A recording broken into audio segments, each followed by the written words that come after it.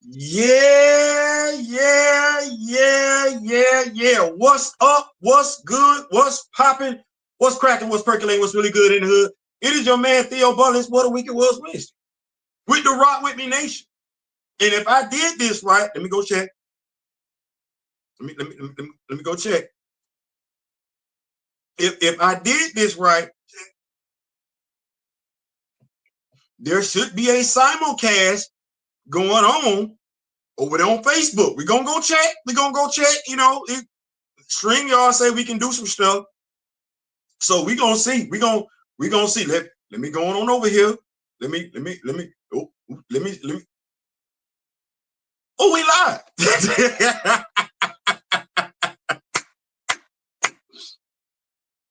We are live on Facebook and YouTube at the same daggum time. That's all right. Look at modern technology. Look at God. Won't he do it? That's what I'm talking about right here. I appreciate everybody for pulling up. As I take a look here, we got Groovy Fee in the building. I got to say, Groovy tonight. Really do like the way you groovy. Hey, really do. Groovy Fee is in the building. Anazi the Spider is in the building. Kamoyo King, president of the Black Panther fan group, is in the building. And the lovely, always spiritual Grand Madam Tarot, my spiritual advisors, in the building. We in here. Y'all done greeted each other. I want to thank y'all so much for putting up this evening.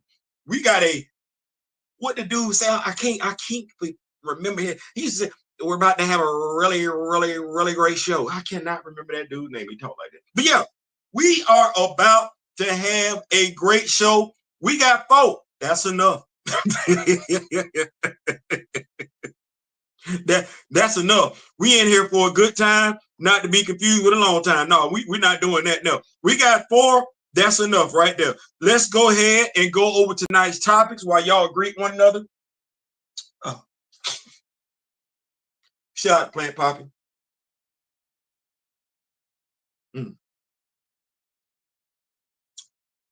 International Delight. Shout out to y'all.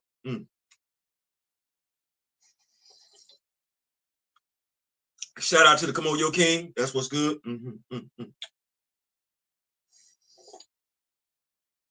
I want to thank everybody who made this cup of coffee possible. I want to thank everybody who made that cup of coffee possible. That said, as y'all pull on up and continue to greet each other, one another, things of that nature, we're going to go ahead and go on over these topics. I think, like I said, I think we got a great show. Kind of funny to me. Nick Cannon tells America got talent. He's great. You know what, Nick? You my hero. Ultimate Universe solicits for 2026. We ain't got long. Oh, that universe is going to be over with. We ain't got long at all. The TNT College Football Show, another venture for the Rock With Me Nation. Those of y'all that have been checking it out, shout out to my brother Terrell and everything like that. I think we got something cooking. I really do. Me and Daryl, we ain't forgot the NFL, but y'all kind of made me and Daryl feel funky about the NFL. But I think me and Daryl gonna spin the block on that because we like football and we can talk about it. That's right. So, big bro, we're gonna spin the block on professional football. Me and T got college football covered. Me and D gonna have NFL covered. Yeah, we're gonna make it do what it's gonna do. Gender swap doom variants for doomsday.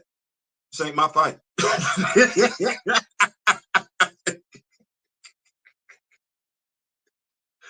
It ain't my fight, but we will talk about it. Yeah.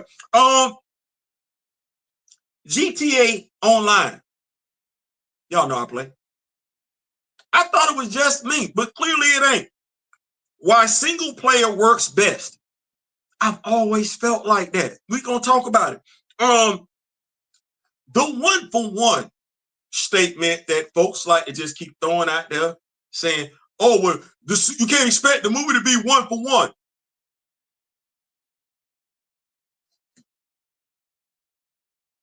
I wish I had some talcum powder in my hand going forward. for everybody that makes that statement going forward. Because what I would do is when whosoever made said statement, I would take said talcum powder, Johnson & Johnson, unscrew it slightly to where the holes line up and everything like that, put a little bit in my left hand and my right hand. And I will proceed to leave handprints across somebody's mouth. We're going to discuss why. That will be the crash out segment of the show. Come on, yo, my brother Darren, they say I crash out. That would be the crash out segment for the show. Y'all make sure y'all tune in. Comments this week.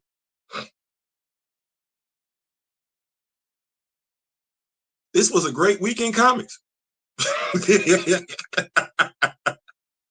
How Marvel's new Wolverine game illuminates the continued disrespect to Black Panther from the company and African Americans alike. Y'all like, damn, Theo, that's what you're saying? That's what you're doing? I'm going to ask a question. I tell them, say I ask difficult questions. I'm going to ask a question. Also, next topic, do African Americans inherently care more about non-African American superheroes? A question of self-worth. Yeah. Based on what I do, the lane that I'm in and everything, and what I've been experiencing since 2020, I think that's a fair question. Yeah.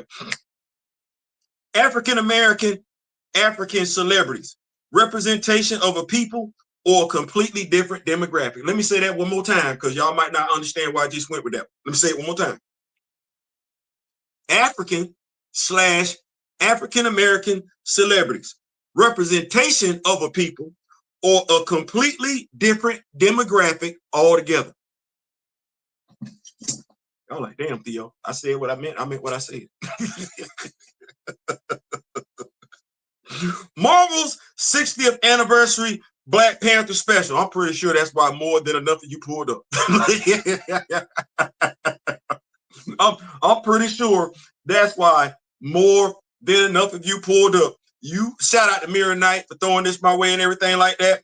If and that's see his last. See his last. I don't believe in belaboring the point. I don't. I don't like doing that thing where you hold the good and juicy stuff until last to make people hold on, tune in. No. That's what you're here for. I think the whole show lit. But if that's what you're here for, let me go ahead and help you on out and everything like that. I'm gonna do my due diligence. So here's what we got. We're gonna talk about that topic first. This comes from AIPT. Marvel celebrates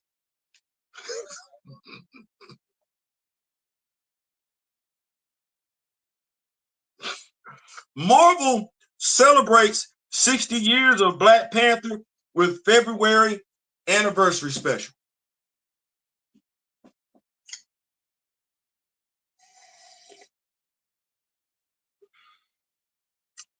Y'all say I need to start going to more Comic Cons.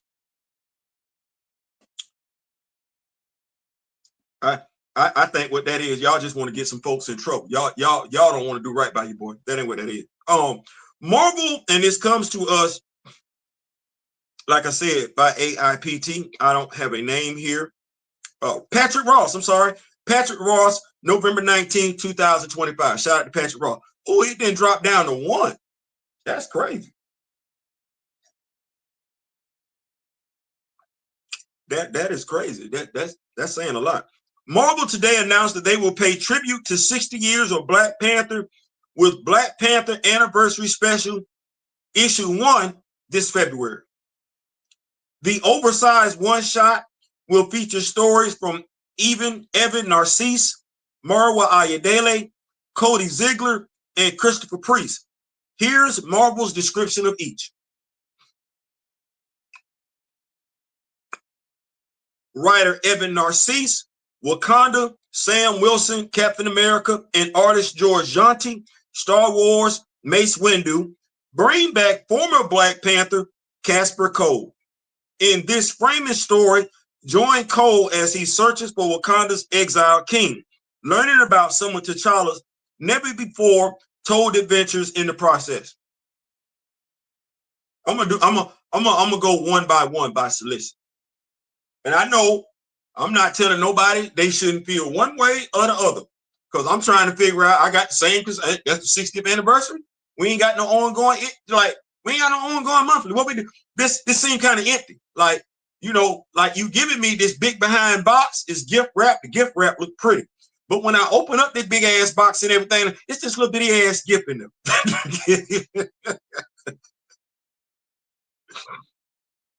This little bitty ass gift in there. Anyway, so the first story. Y'all know me. I believe in being fair. So the first story, see if I got this right. Casper Cole is searching for Wakanda's exiled king. Okay, so this would be a story that takes place after John Ridley's run.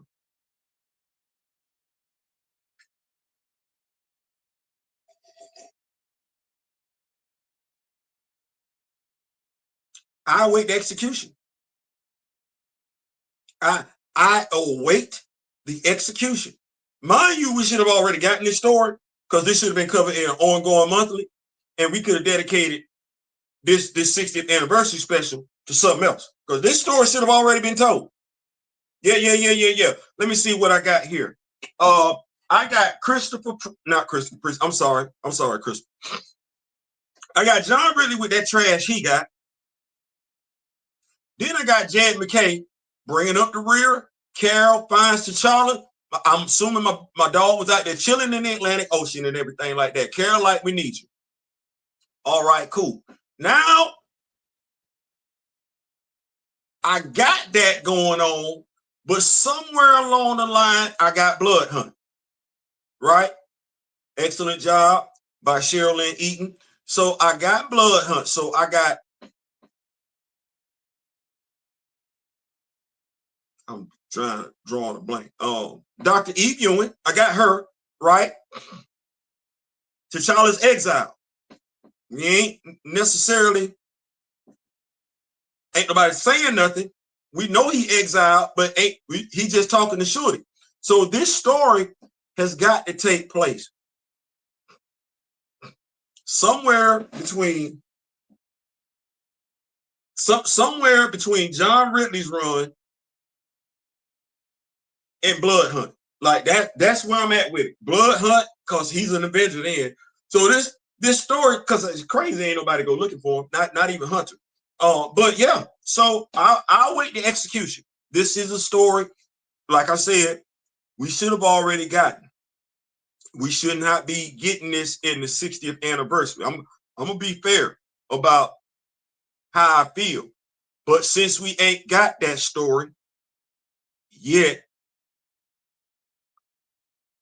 I guess you got to put it in the 60th anniversary. I guess. Be nice if there was an ongoing monthly with that. It'd be nice. I don't know why we're not doing that. I can't explain that to somebody that was just born yesterday, because they're going to look at me like I was crazy. Let me keep up with these comments, though. I got to sing you some more coffee. Yes, sir. You know how I get down. Nick C is straight as a crooked mile. My dog say he's straight. He don't need it. We're going. I don't trust Marvel at all with the IP. I can't tell you to. Priest just needs to stay away from Black Panther. Just stop, dude. Ooh, that's where we're coming at. Mananzi the Spider, Marvin Ayadele. I don't know how well he will portray T'Challa, since he is more of a Shorty fan and shows her doing stuff like providing. They passing out all the crack pipes at Marvel editorial these days. So that's the first story. Like I said, the first mini story is something we should have gotten a while ago. But considering the story does involve Casper Cole, that is a character that I don't know why is not being used. That character is going to take the lead in this story. And considering the way Christopher Priest portrayed Casper Cole at the end of that Black Panther run, there is supposed to be a relationship between Casper Cole and T'Challa. T'Challa is responsible for him having his new outfit, in which he has not been given a code name yet. So that was an unresolved plot line just dangling. So if we're getting it tied up, should have been tied up years ago. If we're getting it tied up, and this story is going to lead somewhere, as into we're going to get an ongoing monthly from this, and any plot points introduced in that little story will be addressed in an ongoing monthly. If not, this is for nothing. I'm going to say the same thing I said about Mr. Terrific Year One, that series. It's not gonna matter if you're not gonna do anything with it. So let's take a look at the second story they're going to put in there. And I want to thank y'all so much for putting up. If you haven't hit the like button yet, go ahead and hit that like button. I ain't saying, I'm just saying. Let's see here.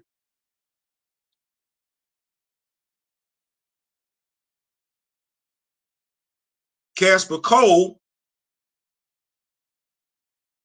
also pays a visit to the former Queen of Wakanda in a tale by acclaimed story writer Marwa Ayodele and rising star artist Eda Messias, Sam Wilson, Captain America. Listen in as Storm shares an intimate memory from her time by T'Challa's side, when their love was powerful enough to overcome any threat against them.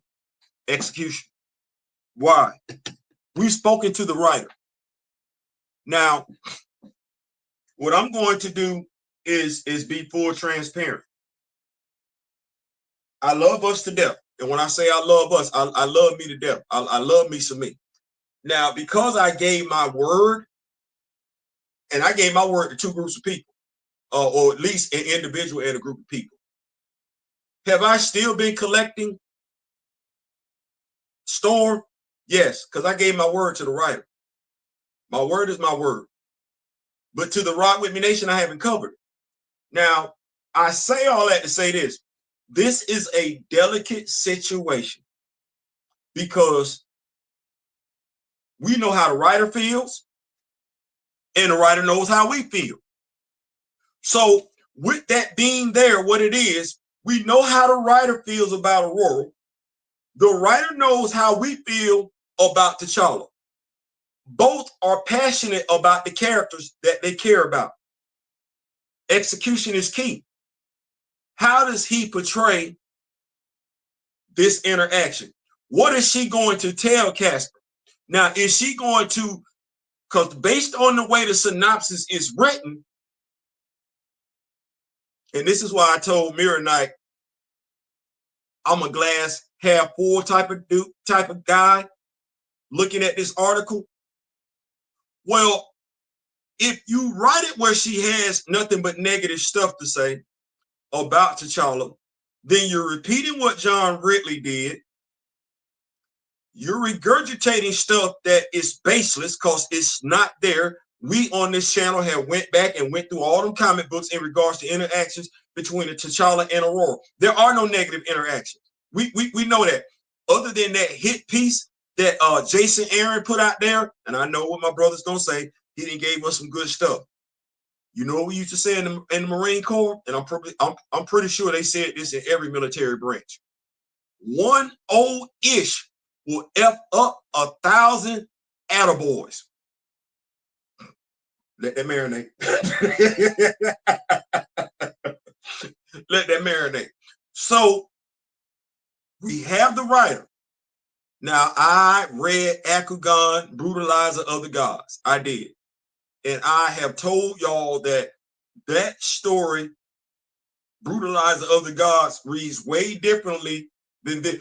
Over here, you left to your own devices. And I see what you're doing, which I would have liked to have gotten over here. But we did. Nevertheless, execution. I want to see what we got, because you would literally have to, and I don't believe the writer isn't aware I don't believe the writer doesn't know how to read the room. You would have to be completely oblivious to double down on the negativity in regards to the perception of T'Challa and Aurora being in a relationship. I don't know why you would do that. I believe better than that. I'm giving the benefit of the doubt in regards to that. So I'm thinking what we're going to get here, because remember, we were told by the writer the relationship between T'Challa and Aurora was on Jed McKay.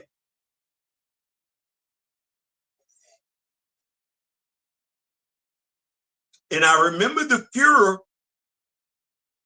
that generated on social media when we went to the Hellfire Gala, and Aurora was talking about a child she hadn't met yet.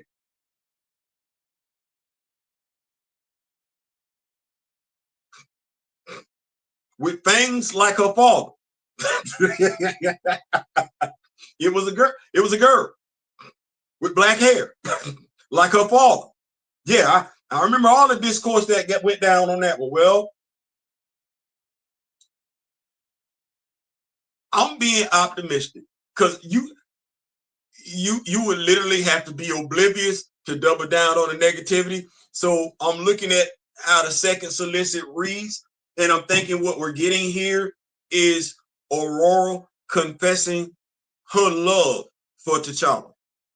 I could be wrong. Don't jump. No. Let me keep up with these notes though before we get into the third solicit. I want to thank y'all so much for pulling up. Like I said, if you have not hit that like button, go ahead and do so. Let's see here. Let me keep up with the notes. Everybody greet one another as y'all pull up and everything like that. He better come correct. Kamoyo says he better come correct. What's going on, Gray? The super producer is in the is in the building. Gray has pulled up. My brother D Steezel is in the building. A Rock With Me Nation moderator is in the building. Watch what you say. Watch what you say. Say space, but be respectful. Say space, but be respectful. Let's keep going here. We're going to get into the third story that we should be getting here. And this will be coming to us via Cody Ziegler. Miles Morales, great work. Cody, you're doing your thing. Spider-Man joins forces with veteran Black Panther artist Aletha E. Martinez for a Black Panther Blue Marvel team up. Dr. Adam Brashear recounts their time together in the Ultimates and reveals what T'Challa taught him about strength and leadership. I'm not mad at that. Once again, what I will say though, this is a story we should have got a long time ago. Like, why we ain't seen T'Challa and Adam Brashear interact since the Ultimates got canceled? Like, that's how you keep the shine going. Adam should have had a solo, should have a solo ongoing. I don't know what we got going on with T'Challa. It's almost like, no, we don't want to do that. We know y'all gonna come. Can I say one more time that the first issue of Ultimate Black Panther sold out before it even hit the comic book store? 1.3 billion. You didn't even get the damn story right and got 1.3 billion. Imagine if you'd have got the damn story right. In essence, imagine if you'd have added some rewatchability to the story. In essence, I'm not trying to figure out who the hell that Jobu is. That's a song too. 1.3 billion. You know it what it is. 1.3 billion. He was the only superhero in that damn movie. I'm gonna say it. He was the only damn superhero in that movie. No, he ain't got no. Ain't nobody pull up for no cameo. Ain't nobody pull up for no assistant. Hell, folks ain't even show up at his damn funeral. Never mind.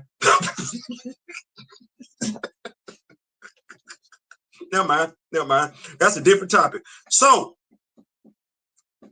Adam Brashear, T'Challa, glass half full. I've been wanting that story. I've been wanting that story. I don't know why we ain't got that story. Like, damn, ain't both of them smart as hell? Like, ain't no telling what they could have done came up with by now. Like, I don't know what we got going on, but yeah, let me get that story. I just should have already gotten it. Don't get me wrong, I'm good, but I should have already, because they've been knowing each other for a minute now.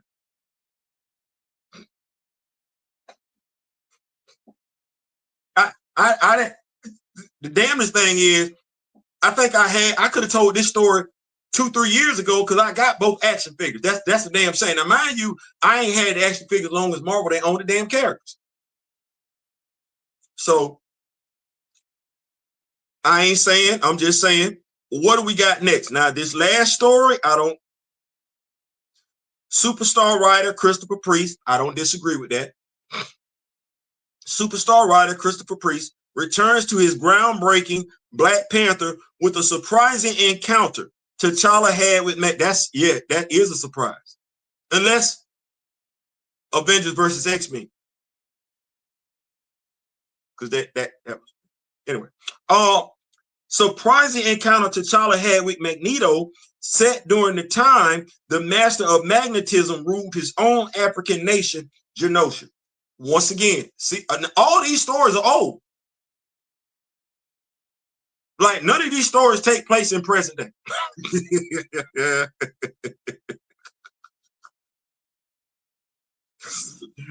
None of them. These are all stories to fill in the gap of stuff we've asked. That's why I was talking to Mirror Knight today. I said, just look at the story, look at the short stories that they're giving you. We threw flags on the play because there were gaps in regards to this.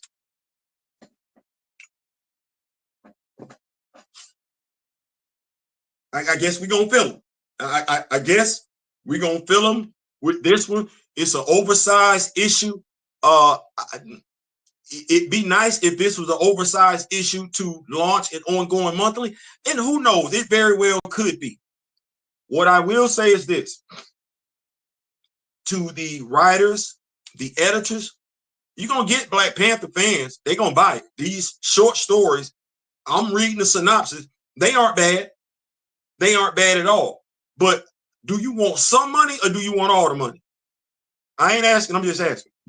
Let me keep up with these comments, and I'm gonna take a little 30-second break real quick. And when I say that, just so we can shift subjects so YouTube knows to change it up. Let me see here. Shoot do S Jaddy said, yo, what's going on, S Jaddy? What's going on? S Jaddy said, why would Aurora even talk to Casper about her romance with T'Challa? Now that's a great question. But what I will say is, now, he was there during the Intergalactic Empire. They was together. He would know because him and T'Challa was kicking the bobo during Priest run. So even though nobody said a damn thing about where Casper was, because he was around, just like Hunter was around. Like, all these characters were around. Like, Casper would have been the mentee. T'Challa would have been his mentor because he given the dude a whole costume, a whole nother alias. Hunter is his older brother. Aurora should have been interacting with all these damn people. Like, this shouldn't be happening. That's why I said all these stories should have took place back then. They should have. But we're going to establish some continuity, some connection. So we now know Casper is in Wakanda. Mind you, I'm saying that as if Black Panther fan, we've been knowing Casper was in Wakanda.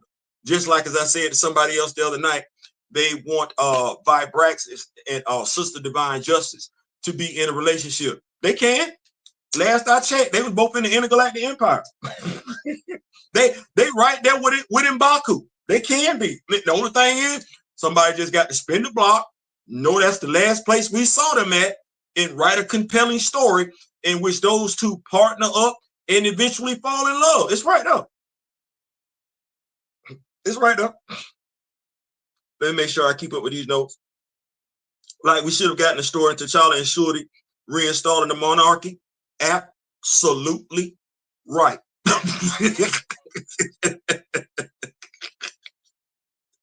Absolutely. Nazi says he's here for the Blue Marvel Black Panther interaction. Yeah, I am too. I am too. Like I said, when I look at the stories, by and large, this book is, to me, and I could be wrong, being used to tie up loose ends. Now, as I was talking to Mirror Knight,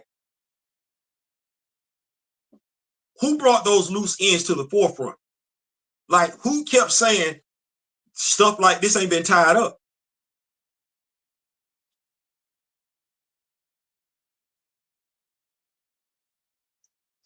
I don't want. It's one of them things where it's like, we asked the questions. We did. We read the comics. We did the reviews and everything like that. And we let it be known, hey, this plot point is sitting out here dangling and everything like that. What we gonna do? It's almost like if they give me an annual and I know we raise questions about, okay, what's going on with Malice? What's going on with Solomon Prey? Like, and we ask them questions, and then all of a sudden they give us an annual with them characters popping up, and them characters are going back recounting history. I'm like, oh, you've been paying attention. So you heard the questions we've been asking. It's great to get them answered. I guess beggars and choosers, I guess, but so I'm gonna get the mini series, the Intergalactic Empire of Wakanda.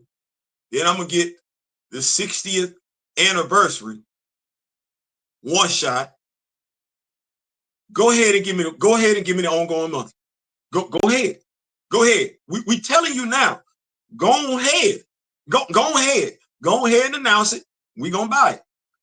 That said, I don't know what else to tell y'all. Other than that, like I said, that's what they got.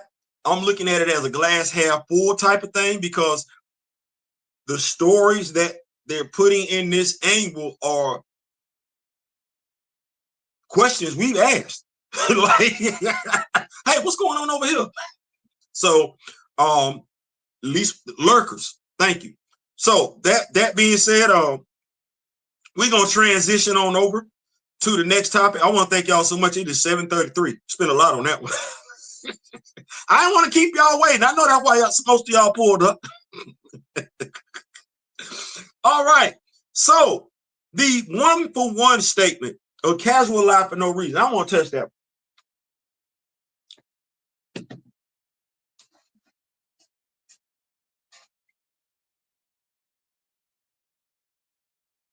So I did a debate a while ago with somebody, and they tried to use that analogy. And it was a younger dude, a younger brother. And I really wanted to tell him he was full of ish, but I was trying to be respectful. But he's a Power Ranger fan. But why do I mention that? Because he knows, even in his IP, which he's the expert, how many Power Ranger movies have there been? None of those are 1-for-1. None of them. But he's getting his characters. You got Zordon. You got Tommy. You got an evil Green Ranger that's gonna be good. You got the Turbo Rangers. He got the core elements of his story in the movie. Now, mind you, the damnest thing is Mighty Morphin is not even considered canon. It ain't. But having, and Kaiser Slevin would call it cognitive dissonance. If you can sit there and understand what I'm saying, why deliberately act stupid when I start talking about this character?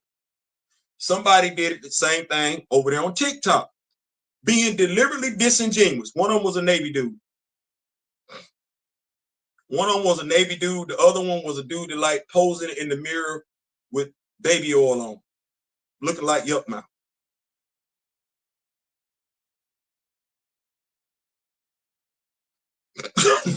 That being what that is. That being what that is. Let me just say this. Any Anthony Hopkins fans? Anthony Hopkins. Y'all know the dude who he most famous for playing? Yeah, Hannibal Lecter, right? Hannibal Lecter, right? Okay, good. Do y'all know the Harry Lennox? Y'all know Harry Lennox? Dresser from the Five Heartbeat. I got nothing but love for you, baby. Did y'all know they did a movie together? Did y'all know they did a movie together? Okay, so let me so I tell y'all I'm classically rated, right? Right. Creative writing was my major with a minor in communication. Now, majoring in creative writing, you got to take Shakespeare. You got to read Shakespeare. You got to watch Shakespeare. You got to write Shakespeare. Anybody familiar with this play Titus Andronicus? Anybody? Titus Andronicus. I didn't have no choice but to buy the book because I was taking the class. Had a movie. Anthony Hopkins as Titus. Harry Lennox as Aaron the Moor. Yeah.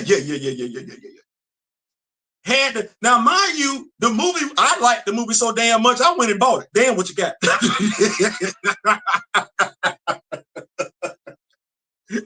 Am I the only one that read the book and or watched the movie? It's not a one-for-one adaptation. It ain't. But whether you read the book or watch the movie, Aaron the Moor is on demon time.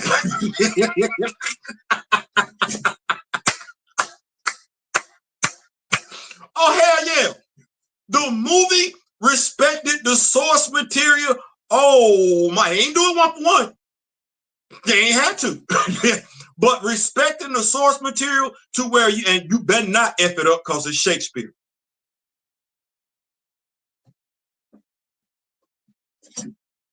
You're going to watch what you do with that because that's Shakespeare. Somebody said to me, a brother, being stupid, said to me in regards to Ryan Coogler and why he's not necessarily telling the stories that's in the comics, because they're old. That mindset applies to every superhero story. They old. They are old. That's that cognitive dissonance. When we look at the Captain America, that's an old story that they tell it. That's his origin story. That's an old story. There are quite a few, more than enough people that watched Captain America, the First Avenger, wasn't born when Cap's first comic came out. That's an old story. That's what that is. That is an old story. Let me keep up with these notes here. Batman. Every time you watch a Batman movie, you see Crime Alley. Well, Batman ain't just came out. That's an old story. It also adds Atlantis to that list. No one gets to change shape. They're not. They're not. They're not. Let me see. SJ says, indeed, Steve, the longest Thor holds on to Loki, he can leave Asgard to go on adventure and not get cooped by the populace. Yeah. So I said that to say this. There's never been a live action adaptation that was one for one. Never. What you have are adaptations that respected the source material. James Gunn's Superman was not one for one. It wasn't, but it respected the source material. And there are way too many, in my opinion, folks that look like me that do stuff like that. Say any damn thing to justify just accepting anything, which brings me to my next topic.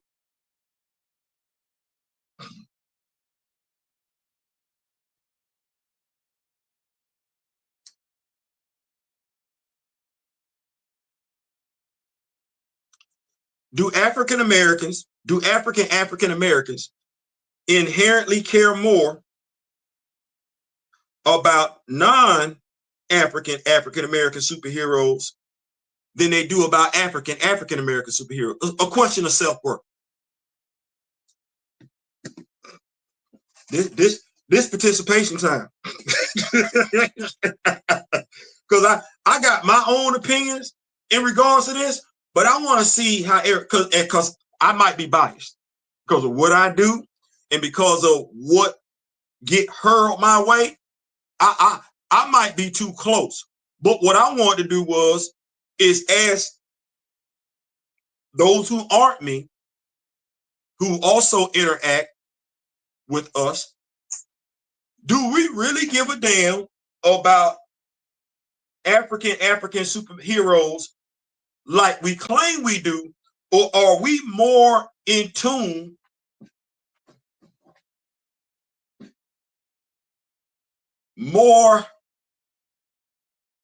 what's the word I want to use? More comfortable with, definitely more knowledgeable about non-African superheroes than we are about African superheroes. Let me go ahead and check the comment section because I don't want to say how I feel. Yeah, I do. Stop doing that. Let me see here. Let's see. I think it's fine to have some favorite white heroes, but if all your faves are white, yeah, I'm going to have some problem with you.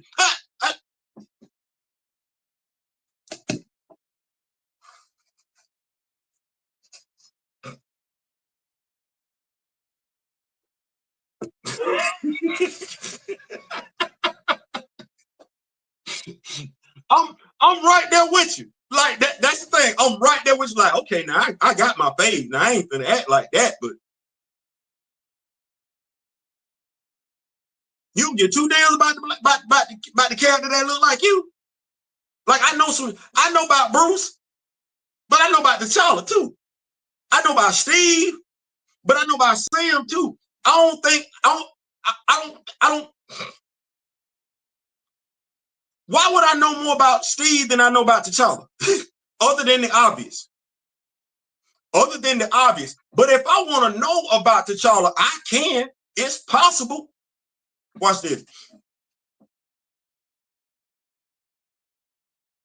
Ultimate Black Panther comes out. Is coming out, right? Still monthly comic book.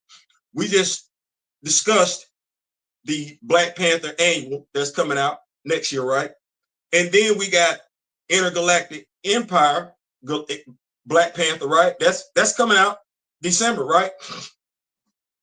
You know what I find weird is how many Black Panther fans don't read comics. And when I say don't read, don't collect. Like, they get mad when you say something about Ryan Coogler, like as if you effing with the next time they get to see anything Black Panther. And I'm sitting there saying to myself, the comics come out every month. And there are content creators that put out Black Panther content on a regular basis to the point where you ain't got to wait till 2028, 2027. You sure you're a Black Panther fan?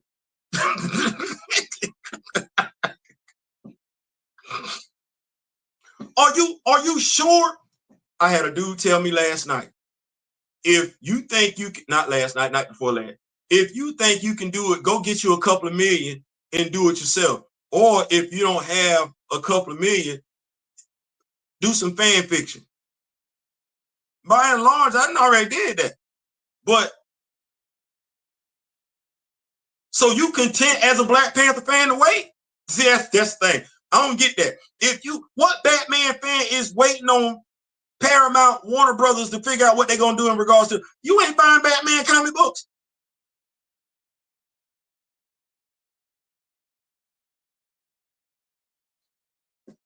I hear Zack Snyder fans talking about, oh, bring back the Zack Snyderverse. Ultimate Justice League Unlimited come out every damn month.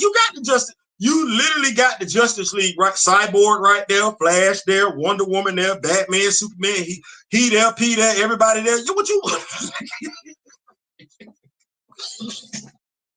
So Theo, what you saying? I don't think we care like that. Somebody said to me, actually, Trey Michael said it.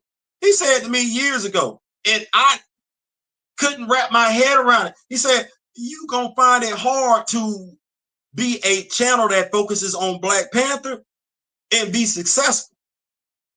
I never could understand why, because I'm like, if folks love Black Panther and I'm gonna specialize in Black Panther, hell, that's a win-win. No, it ain't. No, it ain't. No, it ain't. So I'm gonna ask the question again, because I said that was gonna be my crash out segment. And I'm talking about celebrities too. Like, I don't want you to think that I'm just talking about moviegoers, folks that be on social media. No, I'm talking about celebrities, whether they be actors, actresses, journalists, sportscasters, analysts. If they color, see how I just did that? Call themselves Black. Do they really care like they say they do? Or they just talking?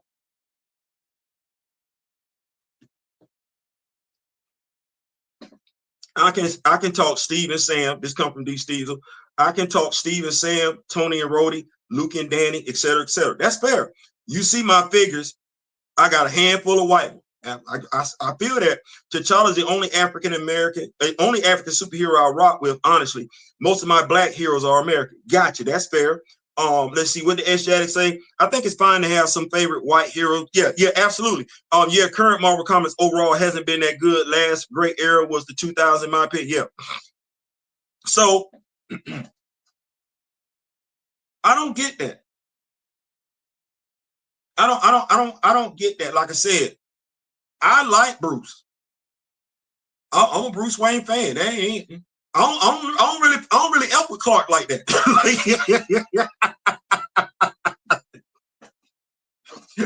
I ain't never really liked Clark like that.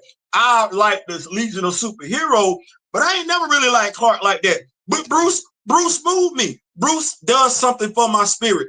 Bruce is a man of short conversation. You getting out of pocket, Bruce finna put hands on you. Bruce has a no deletion rule. I love that. But as far as making you suffer for the rest of your life, oh, I love that. I love that. You're going to be in traction. You're going to be walking with a limp for the rest of your life. Oh, I absolutely love that. You're going to break out in hives the next time you think about committing this crime. Oh, I absolutely love that. I love that. I love that. He rich too? He rich. All the ladies love him. Hell yeah.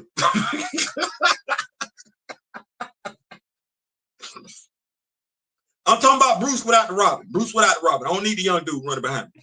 But Bruce, I like Bruce. I like Steve. Hell, I'm going to get me a Captain America costume next year. I am, but now watch this. It's going to be the stealth suit. Now, watch where I go with this one now. It's going to be the stealth suit. I got the shield to go along with it. But what am I going to do with that? Those in the Rock With Me Nation already know where I'm going with this one. Since I have the Black Panther helmet, I like me to be the American Panther. The new version.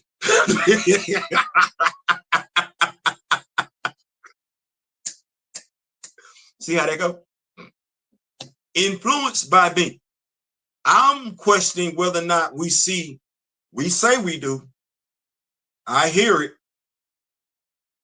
I read it. But I see way too many of us, in my opinion, way too comfortable not knowing.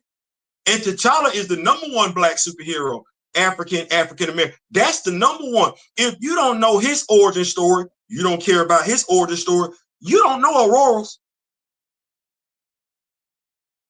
You don't know Aurora's, you don't know Luke's, and you don't know Sam's. And I'm saying that because every comic book fan, by and large, knows their origin stories are convoluted. They're not simple origin stories. So if you don't know, if you calling yourself, you didn't got dressed up to go see Black Panther 2, you didn't put on your dashiki for the first Black Panther movie, you went and got your all-white get up for the second Black Panther movie, you don't speak not a damn word of Swahili, nor do you speak a damn word of Xhosa, and you don't know a damn thing about the cat, I don't know what to say to you. You lying somewhere. But we do that with quite a few of our heroes. I saw somebody today, and me and Daryl talked about it, me and Kamoya talked about it. This dude comes up, he does the videos, and y'all seen him. I'm not knocking him. He's on Instagram. He's got a nice following. He walks out in his backyard or wherever. He's from Africa. Just found that out today. He puts his hands on his hip. He talking about he'll be dressed as Cyclops. Think I give a damn about Logan? Nope. Think I give a damn about Professor X? Nope. Like he says, he's dressed as Cyclops.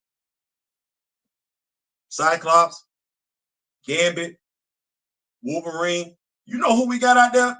Everybody and their mama know to dress up? Blade. And that's what I'll be talking about right there. All that popularity, you getting that pop. You dressing as Gambit. That costs money. You dressing as Reed Richards. That costs money. You dressing as Logan. That costs money. You dressing as Magneto. That costs money. And while I can't tell you, nor would I ever try to tell you what to do with your money, where's the Black Panther costume? Where's the Luke Cage costume? Where's the Darwin costume? Where's the Blue Mark? I could literally do that all day because you are an African influencer and you got a huge following. Well, you would be the one to educate folks. Damn, who is this cat that you playing? Oh, that's Blue Marvel. That's Adam Bashir. Never heard of him. Now you educating folks. All we keep doing is dressing up like the characters they already know about. And when I say know about, the characters that look like them. I ain't seen an Adam Bashir yet. And I think Gray said to me the other night, he had been out and about and didn't see not one person dressed up in a Black Panther costume. Whether we talking they dressed up as T'Challa, Shuri, Casper Cole, Mama Do Fall. It don't matter. It ain't them. If I'm wrong, tell me I'm wrong. Some mugs don't read and it shows. Let me see. Besides T'Challa, the other African hero I can think of off rip from the big two is David Zumbimbi, the original Batwing, absolutely. And Vixen. I ain't seen nobody. All these sisters out here, I ain't seen not one dressed like Vixen. And that's crazy because they'll be dressed like Vixen damn near any Friday, Saturday night. What say, Theo? Vixen really got on club attire. Vixen got on a orange sleeveless jumpsuit. And I can't get not one sister to put that on. Frank is my favorite white dude and Diana my favorite white girl. That's what's up. So yeah, I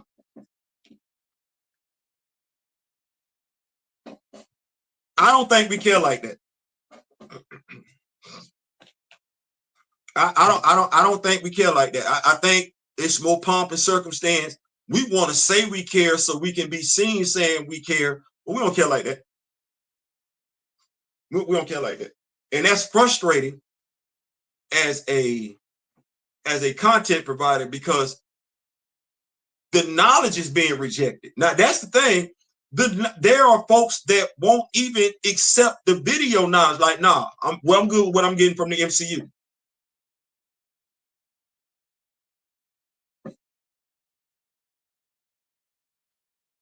You good with what you're getting from the MCU, even though the MCU is making you wait years between content. The comic book company is giving you content every month for your favorite character, and you have content providers that are putting out content regarding your favorite character, and you're saying you ain't effing with none of that. You gonna wait till the movie come out for your favorite character. I was this old when I knew that's what that was. I did not know. Let me keep up with these notes. Then we're going to transition over to the next topic. Let's see here. There's a generation of Black nerds that are raised. Come on, yo, I don't know what they got going on. I don't know. I don't know. I don't have any idea. I just find it odd. I rock with T'Challa and Vixen. My favorite comic book characters overall. They are my big two. That's what's up. That's what's up. You know what? I would have liked to have thought that considering it is an African American family, we would have had costumes for African American girls, African girls, in the image of thunder and lightning. I would have liked to have seen some sisters dressed up as thunder and lightning. No, some actual goodness sisters dressed up as thunder and lightning. A cousin dressed up as XS. Let me get Jacques. I forget Jacques' name, but Jacques got an afro with a white in it. Let me get the Invisible Kid. Let me get that. Where's my signal at? All these characters folks want to sit up and say, hey, no, you don't like, you want what somebody else give you. Sit up here and tell you them characters exist all day long, but you not checking for your character. You want to go dress up as somebody else. Well, here's the tough question that Nitelum would say that I would ask. You say you cosplaying, but you say they wearing blackface.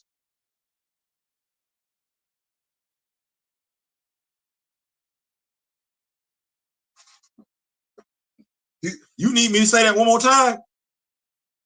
You say you cosplaying. That's what you're doing. But when they cosplay, you say they wearing blackface.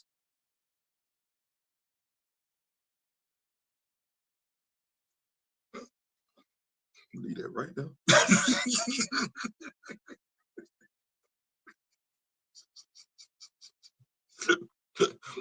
I'm gonna leave that right there, because I've asked that question and it ain't ever came back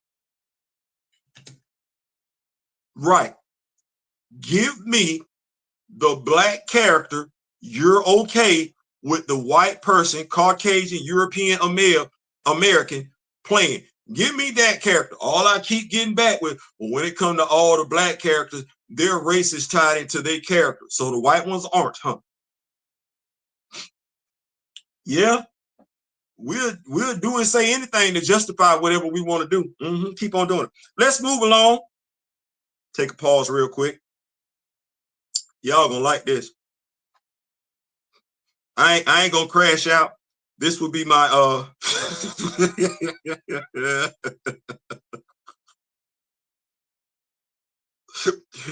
this will be my I'm gonna let Kamoyo do this one.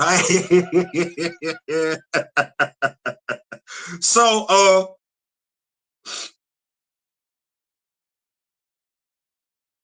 let me make sure I do this right. How Marvel's new Wolverine game illuminates the continued disrespect to Black Panther from the company and African American fans alike. So I know y'all like damn Theo. No. I don't know if y'all saw the article. I did. It's interesting. Wolverine. There's a video game coming out. I covered this. I think I did. Game Radar. Marvel wanted the new. I want look. Pay attention to the header. This is the header. Marvel wanted the new Wolverine game to bring Logan back in spectacular and visceral fashion.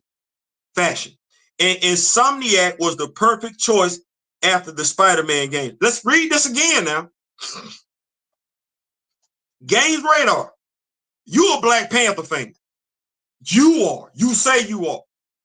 Did you ever read anything like this in regards to your favorite character having a video game?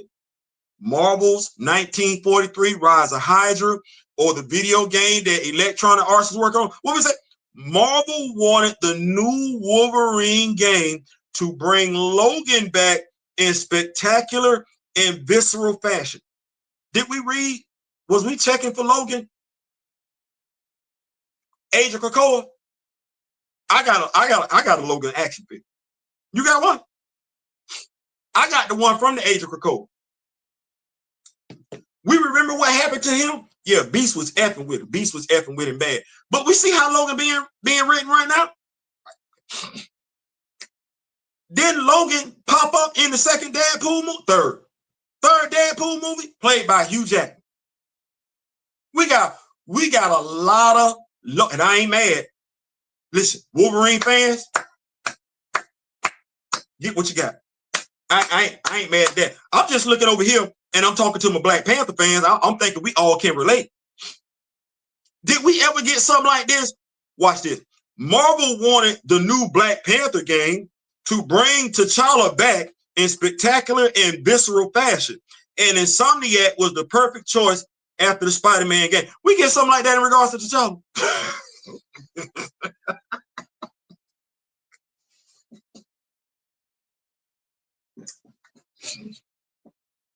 Hold on. This by Anthony McGlynn, published November 5th, 2025. When I say Logan, you say T'Challa. Logan. When I say Wolverine, you say Black Panther. Wolverine. Okay, stay with me. After making 3 Spider-Man games, Insomniac is now working hard with Marvel and Sony on an adventure starring the most dangerous man alive, Black Panther. Although the vibranium clawed hero is a different speed to the wall crawler, there was no studio better suited to the job, according to management. Y'all like how I'm doing this? Speaking to Game Informer about T'Challa's new video game, Haluk Mentes, the general manager of Marvel Games, reveals how the Ratchet and Clank studio became everyone's #1 choice. As is usually the case, once we complete a project together, they too become Marvel, he tells the outlet. Marvel's Black Panther, with our dear friends at Insomniac Games, is perhaps the epitome of this philosophy, he continues. We have been working together for more than a decade and developed such a shorthand across a multiple Marvel Spider-Man games that when the time finally came to bring T'Challa back in spectacular and visceral fashion, it was obvious to everyone on our team that Insomniac was the perfect choice. You ever read something like that in regards to T'Challa? You see how excited I sounded?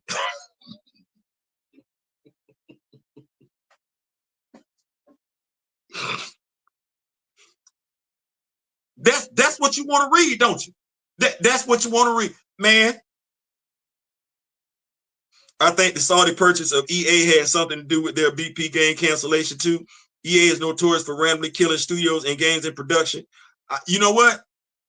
I can't say that you're wrong, but I'm of the mindset that if they knew it wasn't going to be no $60 to $80 coaster, they probably would have went ahead with that. But I'm gonna say it like this, because you know, folks like our Saudi brothers and sisters not stupid.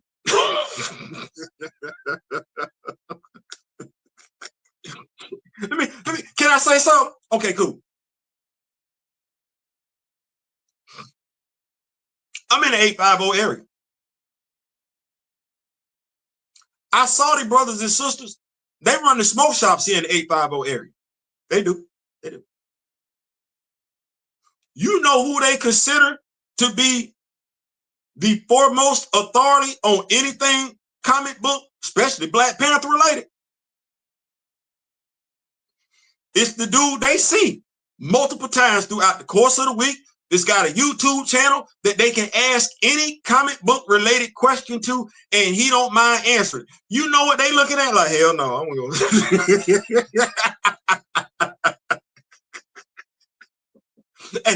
and you, I'm of the mindset they talk, they do, because they keep it all in the family. Hey man, what you think about that EA Sports video game? I know a brother that's a diehard Black Panther video. I know a brother that's a diehard Black Panther fan. Yeah, he say he not with it. What? Yeah, he thinks no. The brother got a following too. He say ain't none of them effing with that Black Panther video game. Come on, you said Logan is the poster boy for male masculinity in the eyes of his fandom, so that's what they are pandering to. I ain't mad at that. T'Challa is it over here for us. Pander to that. That's all I'm saying. If whatever you saying about Logan, we feel the same way about T'Challa. Unequivocally. without hesitation. Yeah. We just saying we wish we could have got. We wish y'all was talking about T'Challa video game like that, same way y'all talking about Loki. Y'all ain't do that. Y'all want everybody and their mama to be Black Panther. We're not doing that. Feige wanted an emasculated man like Sam Marodi in the MCU. Hey, God bless him. God bless him. But watch this.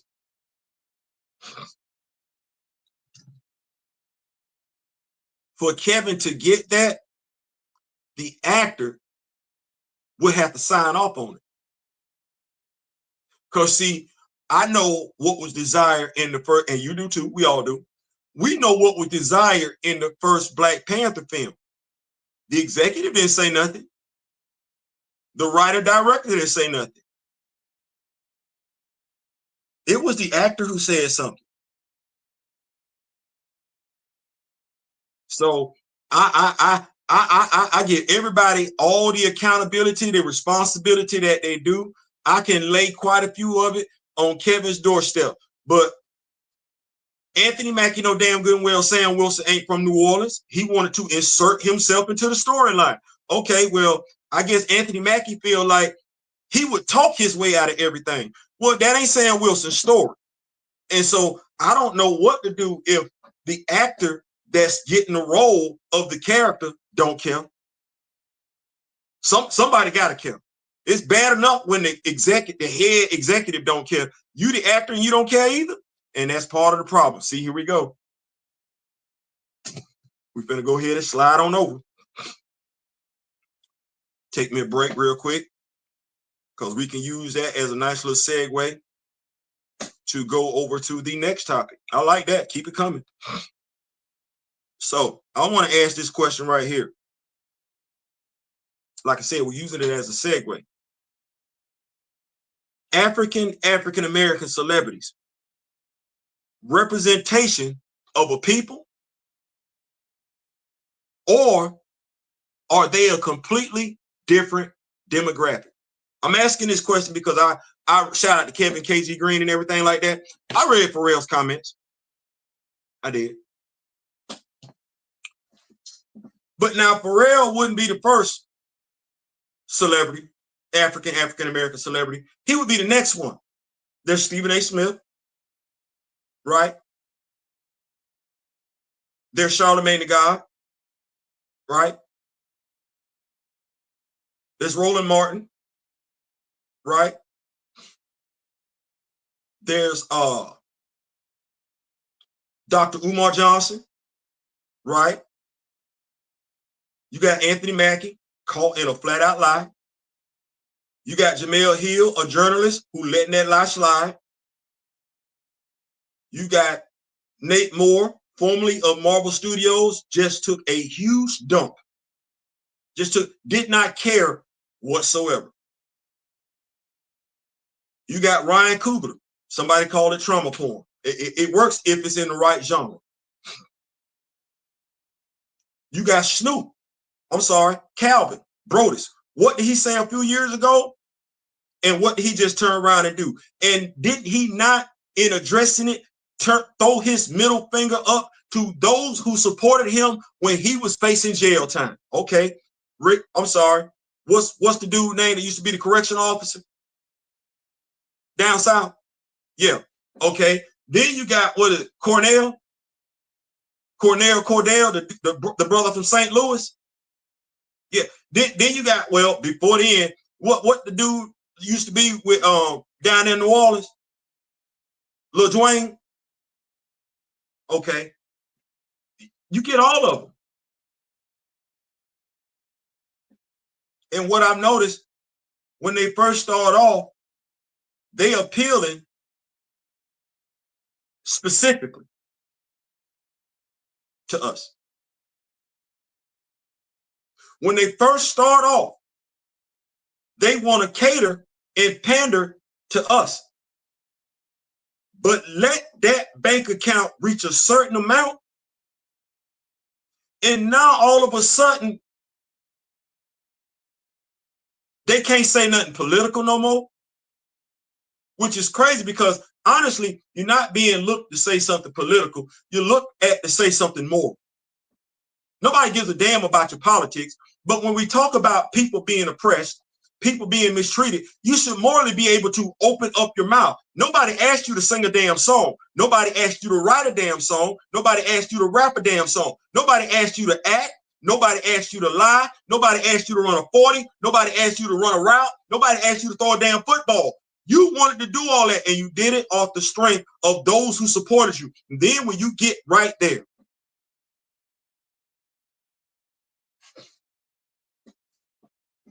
now all of a sudden, you don't know nothing. 50 Cent did that, and Curtis, let me be honest with you. There's somebody in New Orleans right now that's going to literally be a thorn in your side every chance he gets. Every chance he gets. He going to make life hard for you in that studio you got. Yeah. So you just need to stand by. You're not going to bring that ignorance, that stupidity that you've embraced from New York down south of New Orleans and think somebody's going to go for it. No, you've been spotted. And nobody's going to tolerate your indifferent attitude, which begs the question.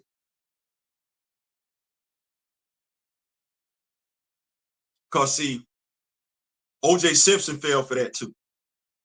As a matter of fact, let me mention Teddy Riley as the most recent person to get caught up in this. Because Teddy Riley wanted to vote Republican, then got racially profiled, if I'm not mistaken, in New Orleans or Texas, and complained about racism. Thought you said it wasn't no racism.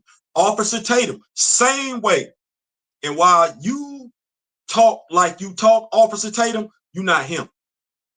Stop putting on for the gram. Stop acting like that. You soft as drugstore cotton. That's what that is. You get spit in your face. You get told by racists they don't want you around. And as a self-respecting man, what do? Still go running behind them. That has nothing to do with politics.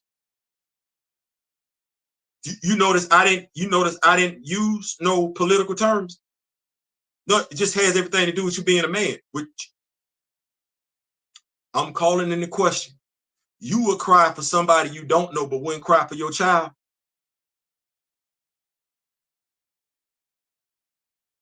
As I said to my wife today, you're essentially telling your wife you would shed tears over a dude that you didn't know, but not shed tears over the child she carried 9 months for you.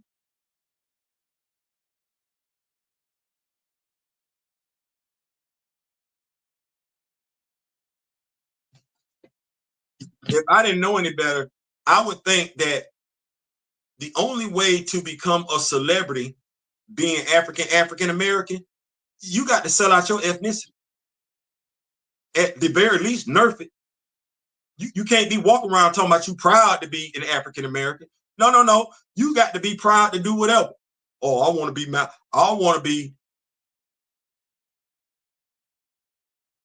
It bothers me that somebody who played Malcolm X wants to play Professor Charles Xavier.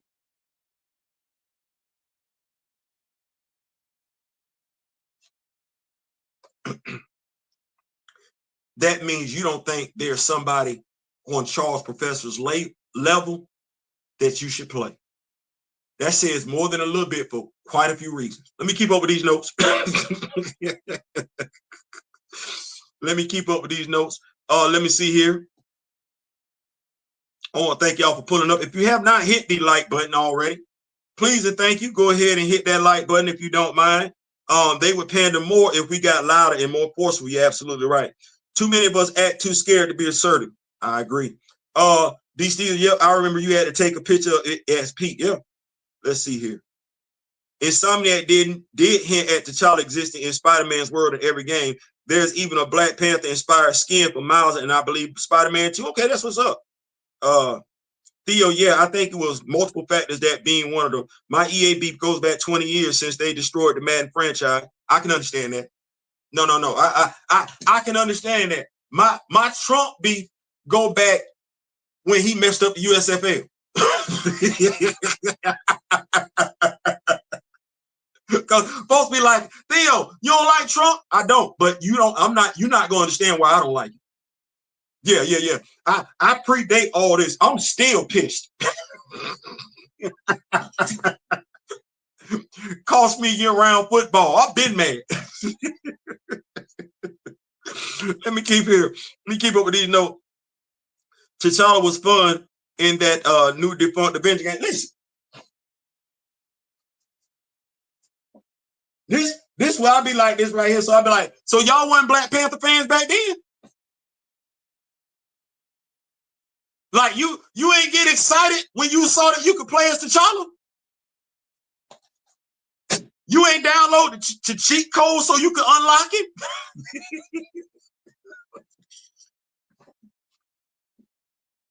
Oh, now you're a Black Panther fan. Man, go ahead with that nonsense.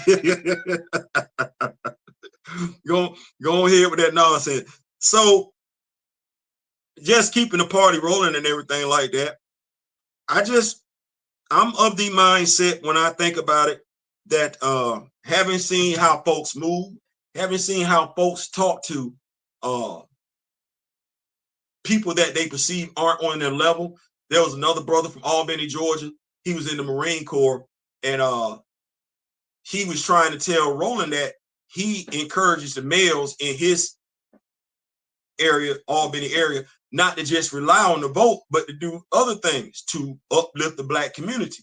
And Roland was trying to downplay what the dude was doing. And I'm like, how are you trying to downplay what he's saying when you as an alpha, you who are in the same fraternity as Martin Luther King, you who went to college. So you know there were Black cities, towns before we had the right to vote. You should know that. So us doing for ourselves outside of just voting, that should have never been something that called for somebody who's supposed to be as intelligent as he is to try and make this brother look like he was less than. No, fool. History sits right there. Rosewood, right? Did we have a right to vote when we built Rosewood? No. Tulsa, Oklahoma. Did we have a right? No. So yes, it makes sense for us to do stuff for ourselves as opposed to just relying on the vote. Dumbass. Sorry.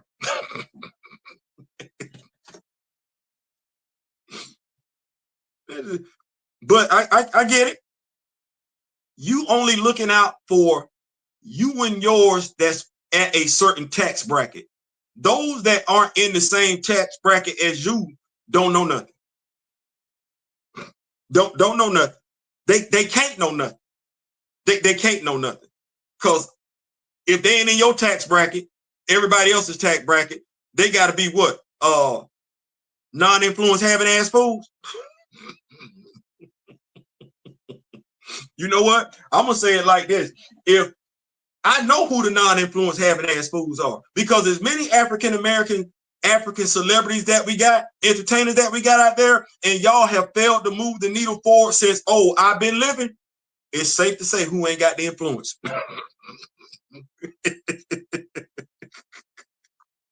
Proof in the pudding. Proof in. I just got here. I just got here, but y'all been here for a minute. I ain't seen it. Speaking of African American celebrity, Nick Cannon tells America, I got talent. I'm straight. I like this story right here. Let me keep up with these notes real quick, and then we're gonna shift gears talking about this brother Nick Cannon. Shout out to DC Young Fly, man. I like the whole Wild and Outcast crew. Can I say one more time? I like how y'all held that down. I like how y'all held that down. I do. I like how y'all held that down. T'Challa in Marvel versus Capcom. Let's see here. Those are the top messages. Let's see all messages. Let's see here.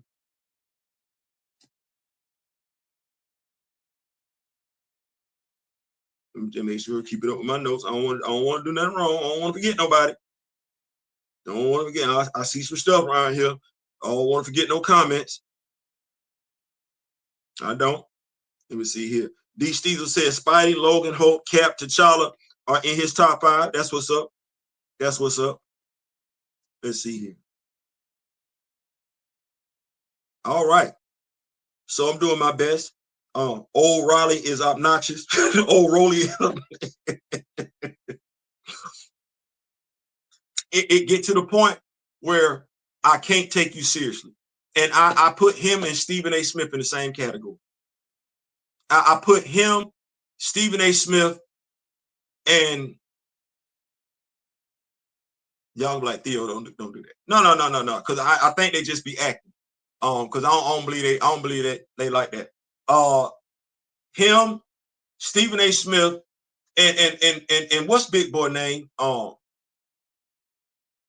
keep forgetting his name. Big Boy who ain't ever got anything good to say about his people. That's crazy. Used to be on ESPN, used to be on Fox News. I can't think of Big Boy name right now, but he ain't ever got. I like playing with the team of Black Panther, Luke Cage, Storm, and Blade. And ultimately, yeah, you man, listen, we got our games on. You know what I'm saying?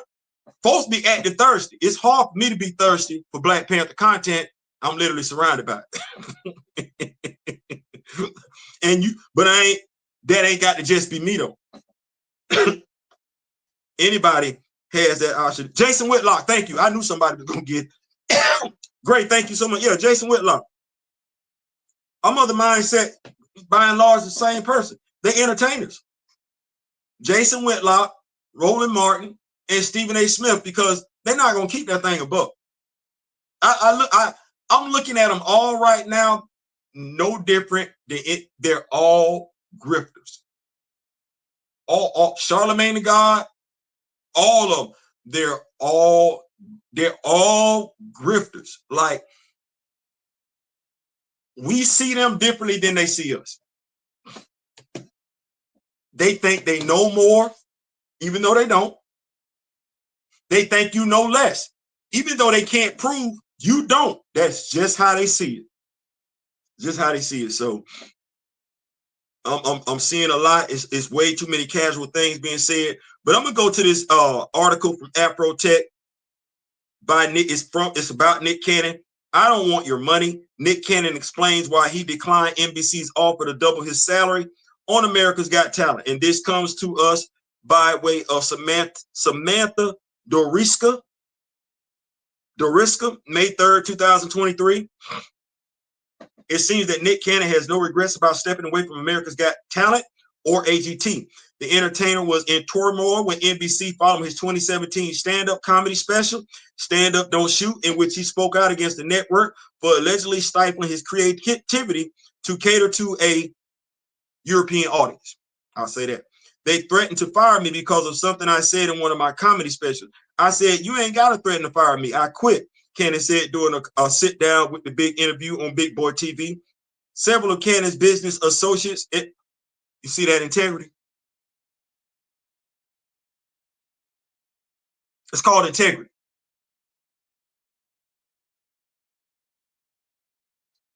Standing up for what you believe in, standing up for what's right. Having intestinal fortitude. That's what that is. I'm not going to say it's rare amongst today's African-American celebrities. I'm not going to say that. I'm just going to say I like to see more of it. I like to see more of it. See, honestly, I can say if we stood 10 toes down, Colin Kaepernick probably would have still been in the league, probably backing up somebody. But if we stood 10 toes down, like we say we're going to stand 10 toes down, Colin Kaepernick would have still been in the league. But we know that's not what that is. We know that's not what that is. If we call ourselves standing 10 toes down, it's a lot of things wouldn't be taking place in this country, but that's not what that is. Because we don't really stand 10 toes down. Not all the time. But like I said, to the cast and crew wilding out, DC Young Fly, I salute that. I salute that. Several of Cannon's business associates advised him to remain on AGT since it is one of the most watched shows on the network. averaging between 9 million and 16 million viewers each season per TicketSmarter. And he was the highest paid host at the time. According to Celebrity Net Worth, he earned a reported $70,000 per episode from 2009 to 2016. Everybody that I looked up to, all my business people stopped working with me. Jonathan Major said something similar in regards to when he was going through the situation. Folks tell you exactly how they feel about you when you're going through something. Yep. People stopped working with me. Shannon went through the same thing. Shannon Sharp went through the same thing. Now, mind you, when I look at Shannon, you know that. But the friend wouldn't have left his side. The friend would have said, "You effed up. You did. I've been telling you was effing up. Now hold your face back up. We finna go make it do what it's gonna do." But you see all the people avoiding Shannon, and some folks want to say people are avoiding Shannon because of his Cat Williams video. Well, either Cat was lying or Cat was telling the truth.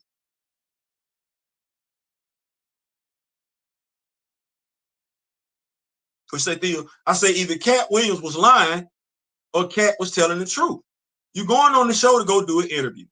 If Cat was lying, you go on there, and much like Layla Ali or myself, when it comes to how folks actually felt about T'Challa and Chadwick Boseman, you produce receipts. That's what that is. You produce receipts.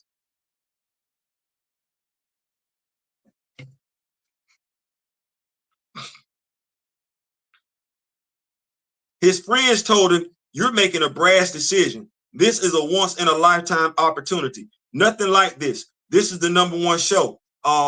What's meant for him is meant for him, and no man, not even himself, can take it from him. The only thing that can be done is it can be delayed, and it would be him delaying it. But what's meant for him is meant for him," which is what his friends should have been telling him. Keep going. The network was also allegedly concerned about how Cannon's departure would appear to the public. To remedy the situation and keep him on the show, he says NBC offered to increase his salary. No, you got to keep that thing above. Don't be fake with it. Be 10 toes down. You insulted that man's integrity. Men don't like that. They came back and doubled down with more money, he explained during the interview. A lot of money, like twice what I was already making, because for the optics of it, they didn't want it to look like it was their fault, which it would have been, especially when you put race and stuff involved.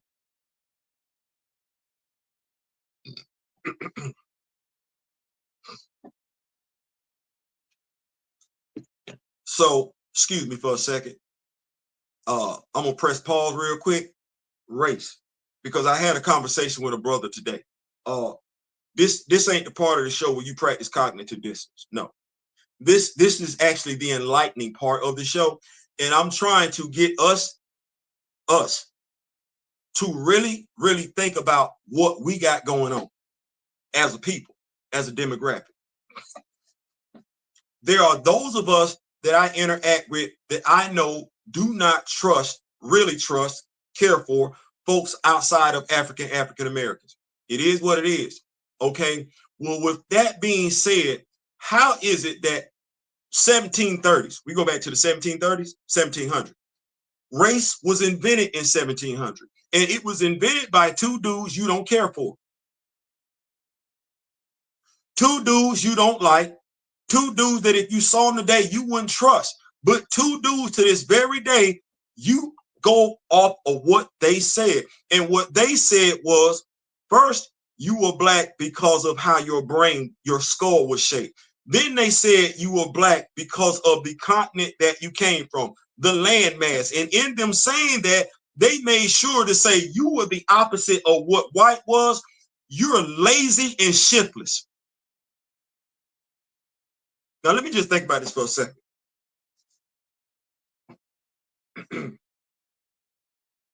Two dudes I don't know, who not from where I'm from, they give me a label and a description to go along with that label. None of it's positive.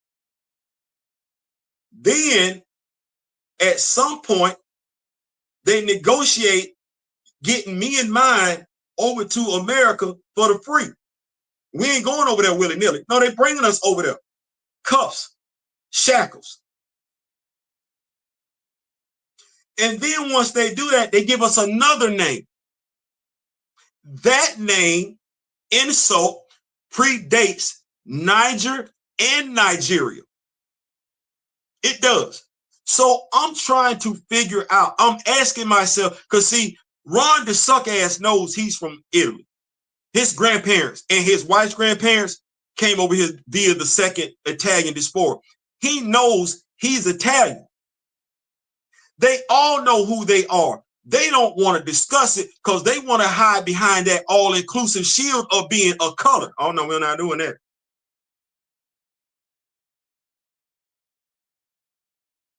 Because I asked one the other day, where you from? Because you're not from here. You can't say you white and claim America. You can say you Native American and claim America because you're using what two dudes came up with to describe you. So now I'm asking my brothers and sisters, who are you really? Are you the label that they gave you? Mind you, it's a hateful label. It's a negative label. They only gave that to you for one reason and one reason only, to group us as being stupid. And we know that's clearly not what we are. But if nothing else, you know what landmass you originate from. Why is that not good enough?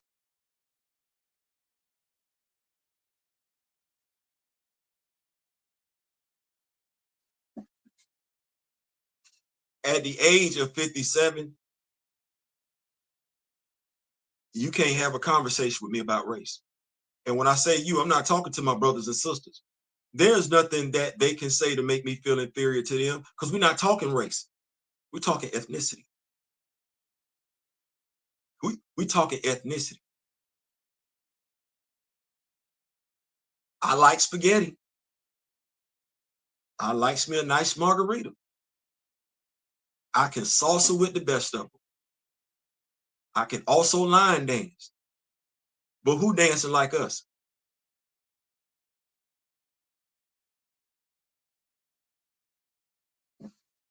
Who wearing their clothes like us?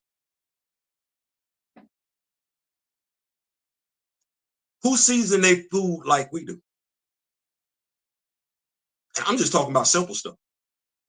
Who dance the way we do?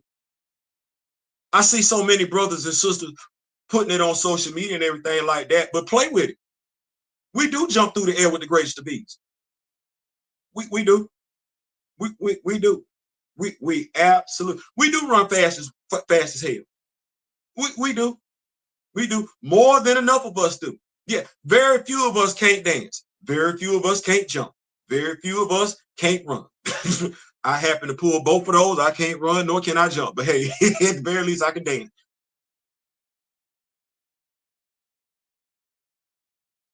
Why the ethnicity ain't good enough?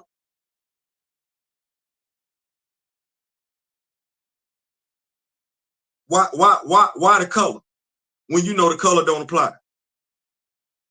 It never did. It never did. But if they didn't tell you you was black, would you call yourself black? If they didn't call you the N-word, tell you you was the N-word, would you refer to it? African American, sit right there. You know they don't want you to claim it because they make it damn so hard for you to get for you to trace it. But you know who you are. Shout out to my brother KG Green, who has traced his roots back to Nigeria. He's Nigerian. Where was he born? America. What did he do? Do that test. Where he from? Nigeria. Ain't no need in calling yourself black. You're a Nigerian American. That's your ethnicity right there. You are a Nigerian American. That's your place of origin. It's your place of birth. Don't let nobody tell you that you a color when they know damn good and well they not even a color. I ain't saying, I'm just saying. What to say? Not tell them, say heavy shackles at that, about 18 or 20 pounds of iron. Yeah, all that. All that. So, and that's why I say I'm looking at you. Not tell them. I salute any black man with integrity. What black man? See, that's what I'm saying. They're not white. They've never been white, because we only use those colors to talk about two races or two demographics of people.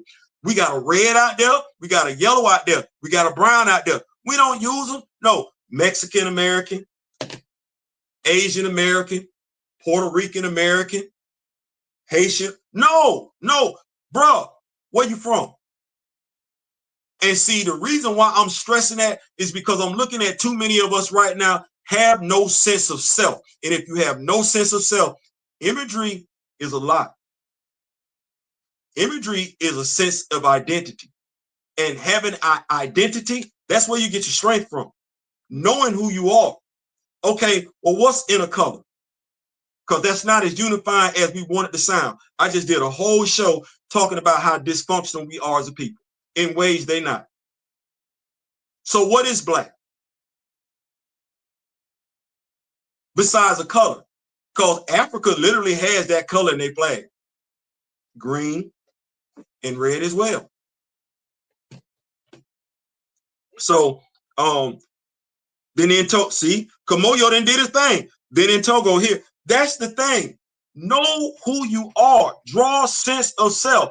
The fictional character that we all say we crave, we don't just say he black. No, the dude from Wakanda. He would be an African. Okay, well, that's the fictional character. Now, let me just go ahead and draw this right here, because some folks ask, why go so hard for a fictional character when they doing stuff to real people? I will address that for the simple-minded. If I show you,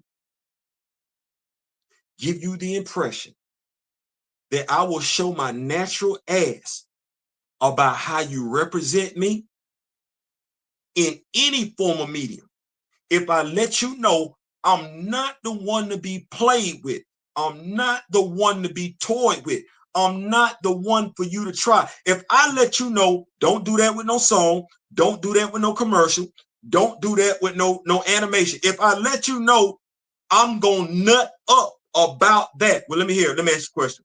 What's the likelihood of you breaking into somebody's home that's got "do not step on my grass" on their lawn, trespassers beware, and every time they think you get ready to step on their grass, they glaring at you and shouting at you? What's the likelihood of you breaking into their home? Stepping on their grass? Little to none, because you know that person crazy.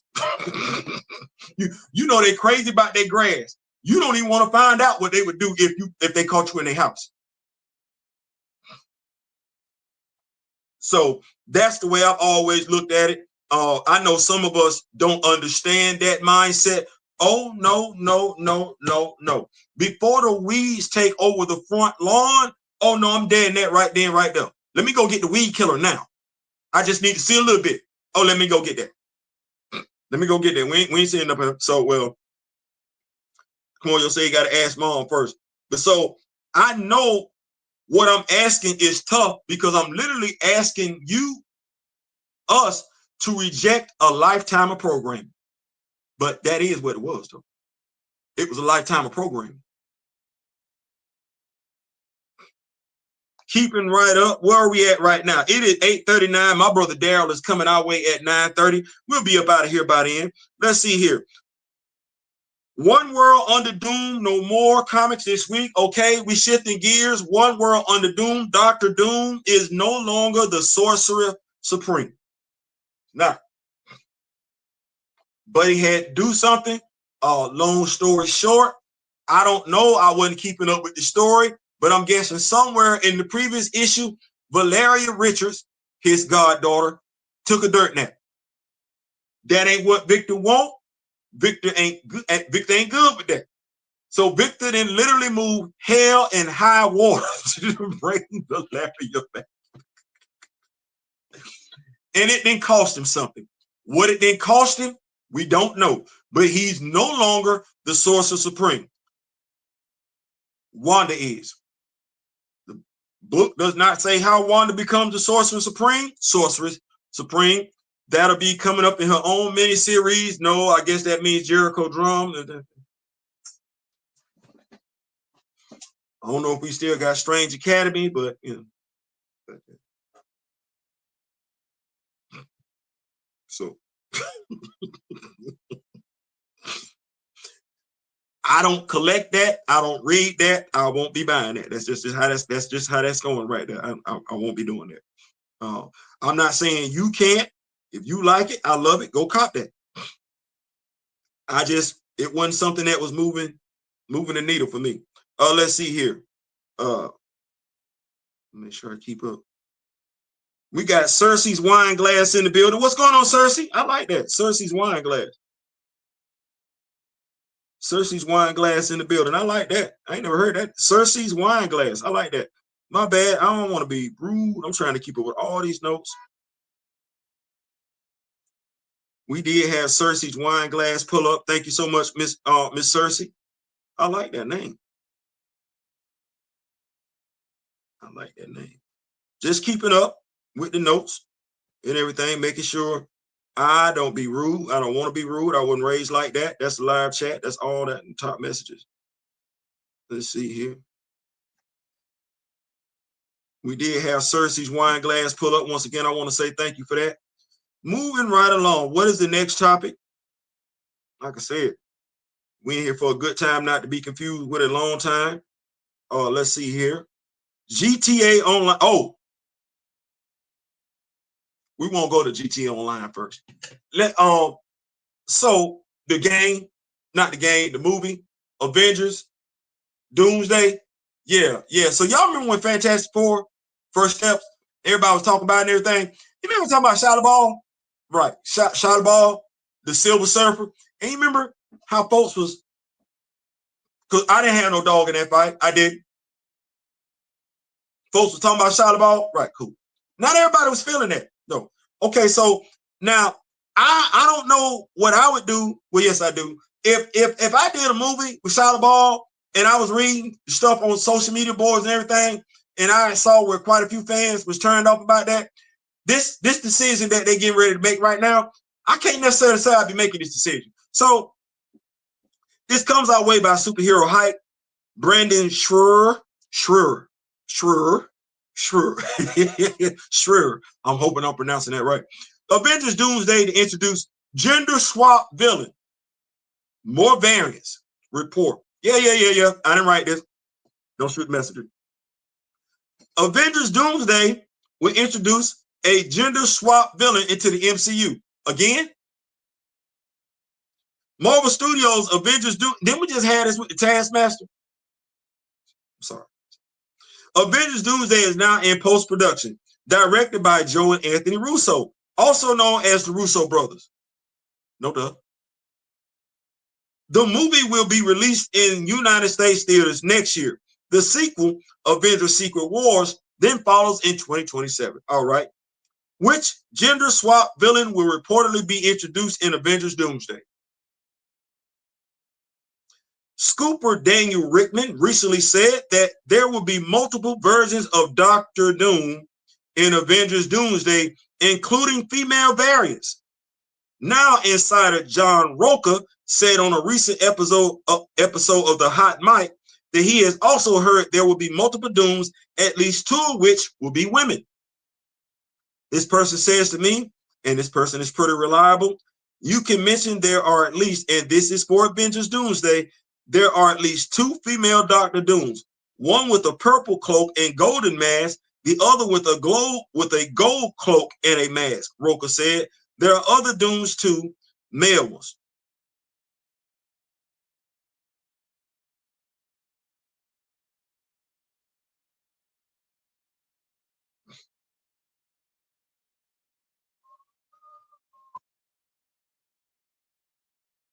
What to say now? Tell them Godzilla destroy. I get that. Can't even do it. I can't even do it. I can't even do it. So multiple variants of Doom. Why not keep the Kang storyline in? That's from Not Tell Them. Kamoyo says, more MCU awfulness. I ain't got no dog in the fight. I don't. I'm gonna let them be great. I ain't got no dog in the fight. I'm sitting up here looking like this.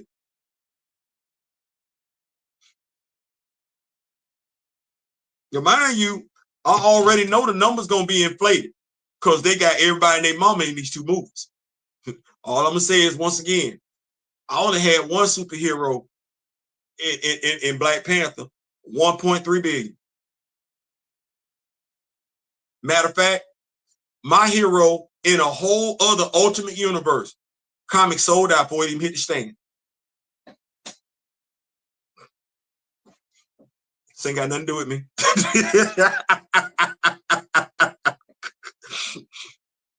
Oh Lord, there's going to be a black Dr. Doom, isn't there? Nope. If there is an African American Dr. Doom, they're gonna call him the woke Dr. Doom. Even in regards to the women that are Dr. Doom, they're gonna call it woke. Ain't got nothing woke to do with it, but hey, cultural appropriation, it is what it is. Now tell them, said, well, if this is true, this is yet another flop. You know what? I'm gonna be here at the house with my Marvel Legends, my Valorverse action figures, my G.I. Joe Classic 5, my Collegiate Legends and everything. In essence, I'm gonna make sure I ain't got to feel none of that. I got Dr. Doom as a dude. He's a dude, she's a dude. World, yeah, I got Dr. Doom as a dude. So I ain't gonna do all that. Let's keep what we got going on. 8:47. This has been a great show. I think y'all feel pretty good about the night show. Did y'all like the content that we had going on in the night show? Let's see what we got here. Ultimate Universe solicits for 2026.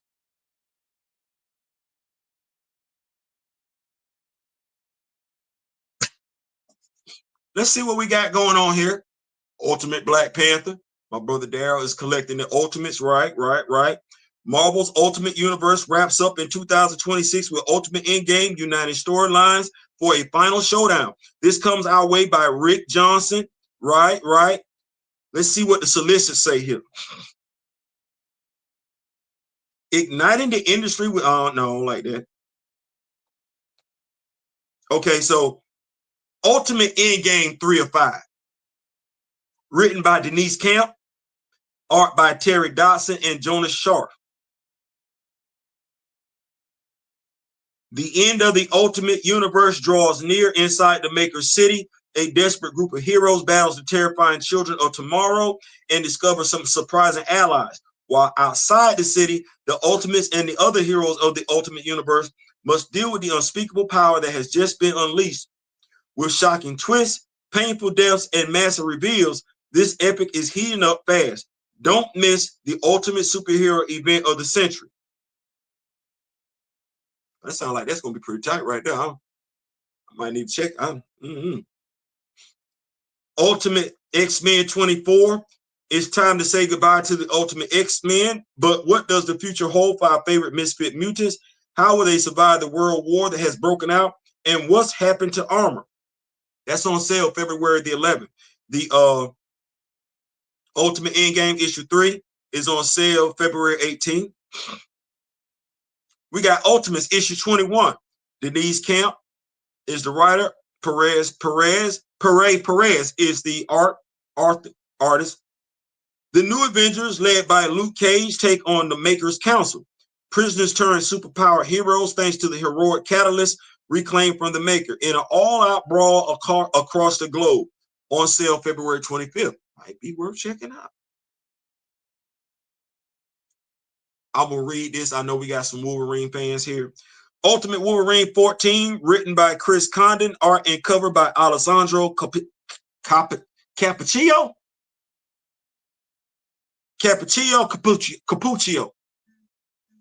I'm hoping I got it. The search for the missing mutants takes a terrifying turn when Wolverine and Jean Grey discover that the captives may be trapped in the Magic's limbo realm. Their mission to find Yana leads them straight into a brutal battle with the Eurasian Republic forces, including the devastating all-new Ultimate Lady Death Strike on sale February 4th.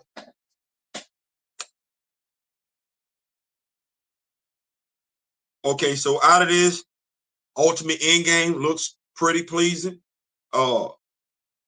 Ultimates 21 look like it might be doing something. Yeah, that looked like it's work. I see my brother Daryl pulled up in and everything. What's going on, big bro? Big bro's in the building. Y'all know he got that in-depth comic book review breakdown coming on at 9:30. Y'all make sure y'all holding what you got. Y'all sticking to that and everything like that. Let's see what we got going on here.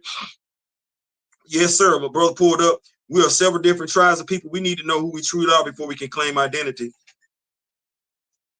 You're absolutely right. And here's the thing. Claiming a color is an identity. And she's absolutely right. You got to know where you coming from and everything. I can say Africa with the utmost certainty because I did trace mine back to the I did trace mine back to the to the port and everything like that. So I know where I'm at. But I want to make sure I stress it. Because it's if you don't like them, you don't trust them, how are you answering to labels that they invented? How are you answering to labels that they created? Because that's what it is. That's the damnest thing. You don't like them. You don't trust them. You know how you got treated back then.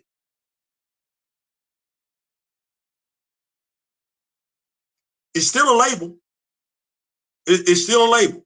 Honestly, everything about you is a label. Your name is a label. So my question is, why hold on to that color? Because there's no reason. The only reason why they hold on to the color is because when they invented it, they made sure the description associated with that color makes them appear to be God, makes them appear to be better than anybody else. That is the only reason why they do it. But when they get by themselves, like I said, if you look up Ron DeSantis's bio, he knows exactly, they all do. Nick Fuentes knows exactly who he is. He wants to call himself white. No, Nick Fuentes isn't white. Nick Fuentes is white affiliated. He's Latino. That means, and I don't like saying it like this, but he's mixed. While he wants to call himself white, as in he's European, no, he's not. His last name tells on him all day, every day, twice on Sunday. Now, here's the damnest thing. And this is where people like Nick Fuentes, Latino Americans, Cubans, Mexicans, whatever we want to say, don't get it.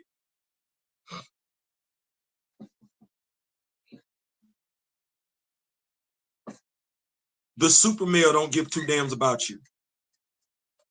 And when I say the super male, I'm speaking specifically about the Nazi, the Aryan. See, for you to be down with them, Nick, your eyes got to be blue. It's not. Your hair got to be blonde. It's not. You need to at least hit 6 feet. You don't. Your last name is an insult to them because they believe in the superiority of Europe. Last I checked, Spain, Mexico, ain't it? So you have cats like that. He wants to be white. He will tell you that he's white while using his whiteness to oppress your blackness. But Nick Fuentes ain't no different than me and you. Let me rephrase that. Because there's quite a few of us that are educated. Nick Fuentes being able to do what he does is the living, breathing, walking, talking epitome of DEI. Because what he's selling requires no intelligence at all. That's all. What he's selling requires no intelligence at all. D. Steele said they're killing this Ultimate Universe off too soon. Editorial.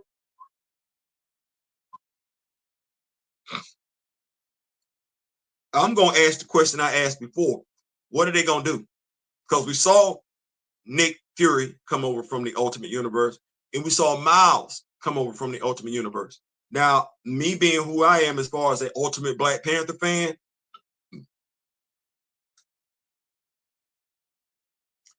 there's still going to be meat left on the bones after issue 24, Ultimate Black Panther. What are we doing? Does the universe still continue? To your point, might be killing it all too soon. What are we doing with some of these characters? Are all these characters going bye-bye? Because if that's the case, we literally just wasted, what, 24 months? Because we're not doing anything going forward. And I think that is the biggest thing that I'm starting to miss when it comes to storytelling. We don't know how to tell continuous stories. We don't know how to tell a story arc with smaller story arcs in it for 12 issues, just for us to get to that big 12th issue, just for us to show that there's another villain popping up in issue 11.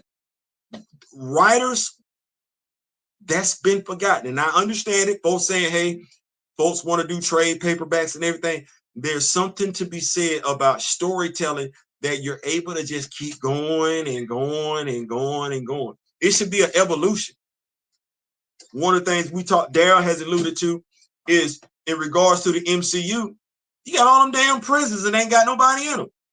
Every time a villain pop up, you can't wait to delete him. That's not superhero storytelling. That's not comic book storytelling. You got them prisons, you got them for a reason. Also, segue, and I'm about up out of here with this one, because I like the whole prison thing. I'm saying it because me and Daryl then talked about it. We the Friday Night Vibe. Okay, so Friday Night Vibe, we talking Avengers, Earth's Mightiest Heroes. Bring what you got, bring what you drink, bring what you smoke. We talking Avengers, Earth's Might. That's one of the segments. So if you have Disney, watch the first 5 episodes between now and then. Watch them, rewatch them. Think about the comic book stories that they relate to. It wasn't one for one. But let's be able to have a fulfilling, stimulating, thought-provoking conversation while we inebriate. What's I want to say? Inebriated. And talk about the first episodes of Avengers, Earth's Mightiest Heroes. Also, check this out. I want to be able to do this on Friday too. There's an episode on Avengers Assemble. Hawkeye, Black Widow, and the Molecule Man's son. The question that I'm asking is Avengers Assemble the follow-up to Avengers Earth's Mightiest Heroes? Like, is that the sequel? I ain't asking, I'm just asking. Listen, I'm out. Like, share, subscribe. This has been a blast. Let me keep up with these notes before we get on up out of here. We pulled the double-double tonight. We did the live over there on Facebook. Hoping folks enjoyed it. We did the live over here on YouTube. Yes, you can do that, folks. Hickman left again, and just like his X-Men Marvel editorial is clear. Him. My brother Darryl says, I'll take a good street level story over a whole home cosmic event. You're absolutely right. They're killing off the entire universe. That's crazy. That's crazy. Word, got my EMA. Yeah, let's do that. Let's do that. So Daryl, Big Brother and everything like that, we gonna watch EMH, Earth's Mightiest Hero, Friday when we pull it, and we're gonna make this part of our show. We're gonna make this part of our show, give y'all a reason to pull up and everything like that. And I will also be talking to Big Bro about bringing in more content. Black Panther Declassified. We bring some more of that Black Panther Declassified content. You pull up. We got what you want. We got what you need. That said, if there's nothing else, this has been a blast. The missus has brought me dinner.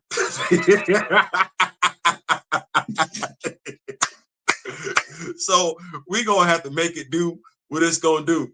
That's it. We are out. This has been a blast. Let's do this again. Nope, Marvel tried to say it was an EMH continuation, but it's straight up MCU show. I just asked because they got that Molecule Man episode there, D. Steezel.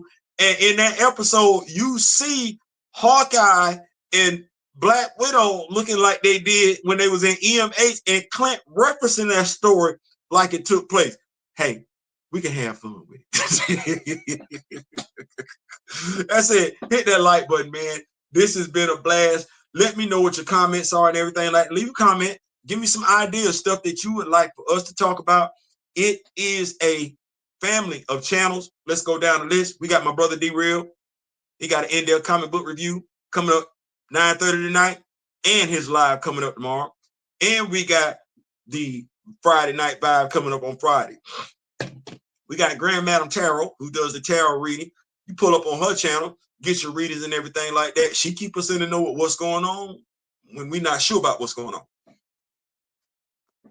Then we got my brother Flash by Night Marvel, Transform fan and huge G.I. Joe fan. So if you like those stories, you've been missing out on them stories, you wasn't able to keep up with them stories, go check my brother out. And then we talking Africa. You see how I was talking about Africa. You see how I was doing that over here? We got my other brother, King Cam's Ujamaa podcast, where you get that knowledge.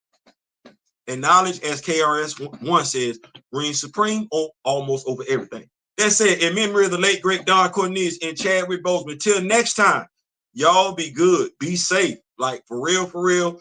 Just keep your head on the swivel. Or as we used to say, going all the way back to the 1930s, stay woke. And remember the late, great Don Cornelius and Chadwick Boseman. Till next time, I wish each and every last one of you love, peace, and so, yeah.